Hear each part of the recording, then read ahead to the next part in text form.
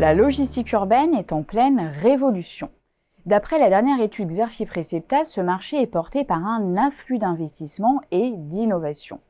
Chargeurs, grossistes, distributeurs, transporteurs ou plateformes de livraison sont en effet à pied d'œuvre pour s'adapter aux évolutions des modes de production, de distribution et de consommation, en particulier pour les décarboner. Ils doivent aussi se préparer à l'extension plus ou moins rapide des zones à faibles émissions mobilité au sein des métropoles françaises. Mais l'inflation persistante, le ralentissement économique et l'essoufflement du e-commerce reposent la question des coûts de livraison et de la rentabilité des modèles. Ainsi, d'après les experts de Xerfi, les investissements pourraient apparaître parfois disproportionnés, notamment au regard de la faible profitabilité du secteur. Dès lors, quels sont les futurs possibles de la logistique urbaine d'ici 2030 ? Comment les acteurs se préparent-ils à la nécessaire transition environnementale de leurs activités et comment les spécialistes de l'immobilier logistique adaptent-ils leur offre aux nouveaux besoins des entreprises utilisatrices ?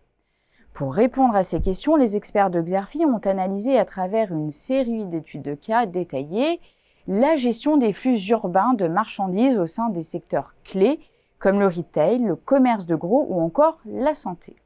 Des secteurs qui peuvent potentiellement faire appel à des spécialistes de la logistique ou au contraire internaliser ce maillon. Retenons en particulier la conversion à l'omnicanalité par le commerce de détail, à l'instar de LVMH qui a développé les livraisons décarbonées de ses enseignes et IKEA qui a testé des solutions multimodales. Concernant le commerce de gros, ce dernier joue un rôle moteur dans la logistique urbaine, à l'exemple de Pomona qui tente de décarboner ses livraisons ou Rexel qui a développé de nouveaux modes de livraison pour ses clients. Les entreprises de la construction, grosses génératrices de flux de marchandises, investissent elles aussi dans l'optimisation de leur supply chain. C'est notamment le cas d'Acorus, spécialiste de la rénovation, qui a testé un espace logistique de proximité en Île-de-France.